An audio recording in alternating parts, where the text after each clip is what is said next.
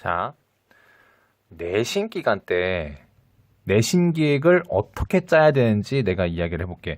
내신 계획을 짤 때 일단은 학교 선생님이 진도를 말해줄 거 아니야. 근데 선생님들 진도가 가끔 이렇게 나올 거 하지. 뭐 가령 수학으로 치자 우리. 수학에서 뭐 별단원에서 동그라미로 저거 별이라 했어. 동그라미 단원에서 별 단원까지다. 이게 시험 범위라고 하면은 말이야. 너는 어떻게 보통 생각을 해? 동그라미부터 별이니까 오케이 뭐 어떻게 공부를 해야 되겠다. 대충 이렇게 생각하고 만단 말이야. 그러니까 이게 너의 생각의 전부야. 시험 범위로서 이게 전부야. 그래서 너 시험 범위 어디니? 라고 하면은 선생님 저 동그라미부터 별까지예요 라고 말을 하고 만단 말이야. 이러면은 절대로 내신에서 좋은 점수를 받을 수가 없어. 왜냐? 이렇게 시험 범위를 인식하고 있다는 건 말이야. 이거는 내신 범위를 전혀 알고 있는 게 아니야. 이거는 전혀 내신 범위를 알고 있는 게 아니야. 내신 범위를 제대로 알고 있다는 건 말이야. 요 동그라미부터 별까지 단원이다 라고 했을 때 하루는 어떻게 써야 되는 말이야. 자, 하루는 꼭 수학이 아니라 국어, 영어, 탐구 모두 다 하루는 어떻게 써야 되냐면은 이 안에 너가 공부해야 돼. 이 안에 너가 공부해야 하는 문제가 과연 몇 개 있는지, 이 몇 개가 들어가 있는지를 뭐 해봐야 돼? 세봐야 돼. 카운트 해봐야 된다? 이 소리야. 이게 너가 생각할 때 이거 세는 거 있잖아. 너무너무 시간 낭비일 거 같니? 근데 이거 말이야. 절대로 시간 낭비가 기다 아니다. 절대 이건 한 번은 세줘야 돼. 이거를 세면 말이야. 내가 이거를 이렇게 구름으로 이건 되게 어떤 거냐면 말이야. 되게 추상적인 거야. 이 진도는 되게 추상적인 거라고. 이거를 어떻게 되냐? 이 추상의 단계에서 이거를 세 가지고 되게 너가 시험 범위를 어떻게 인지되는지 되게 구체적으로 인지를 해야 돼. 가령 자 역시나 수학 이야기야. 자 수학에서 너가 만약에 공부를 해야 되는 것들이 교과서랑 그 다음에 뭐 부교재 하나 있다고 치자. 부교재랑 그 다음에 뭐 얘네들을 공부하기 위한 너의 문제집이 있다고 치자고. 그럼 교과서에서도 동그라미부터 별 단원까지의 그 페이지가 있을 거 아니야. 맞아? 그 페이지 안에 당연히 개념이 있을 거고 이 개념이 쓰이고 있는 문제가 있겠지? 맞아. 그러면 말이야. 당연히 부교재에서도 그 시험 범위에 들어가는 개념을 다룬 문제가 있을 거고 문제집에서도 그 시험 범위에 해당하는 개념을 다루는 문제가 있을 거다. 이 말이야. 그러면은 그렇게 해서 교과서, 부교재, 문제집 이 세 개에서 너가 풀어야 되는 문제 개수를 세라고. 그러면 그게 n개라고 치자.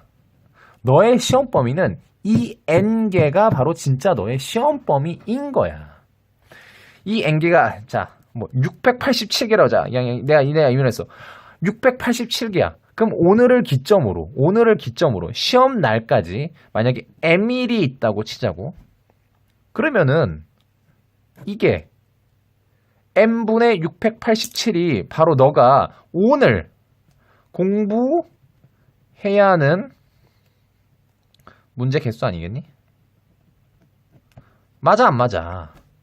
이게 너가 해야 되는 오늘 공부의 개수란 말이야. 오늘 해야 되는.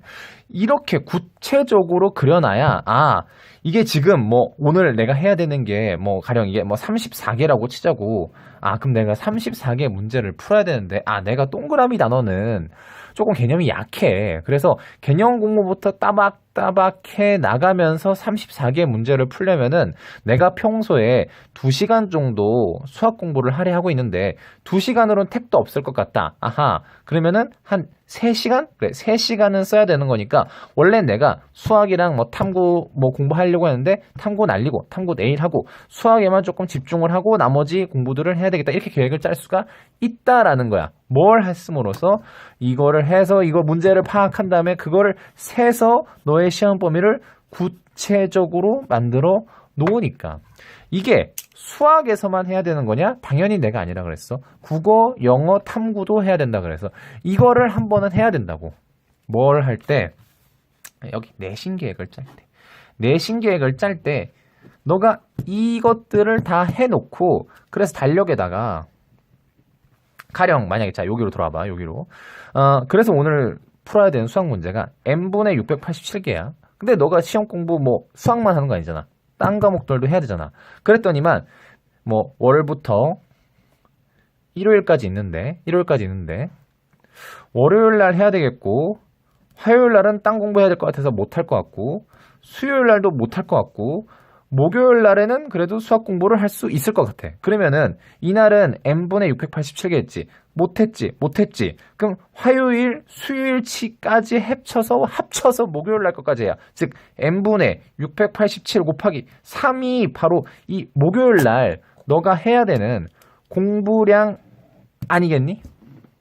맞아 안 맞아? 근데 이렇게 생각 안 하고 이렇게 구체적으로 안 해놓고 목요일이네. 목요일 날은 내가 이틀 동안이나 수학 공부 안 했으니까 오늘은 오랜만에 수학 공부를 해야겠다.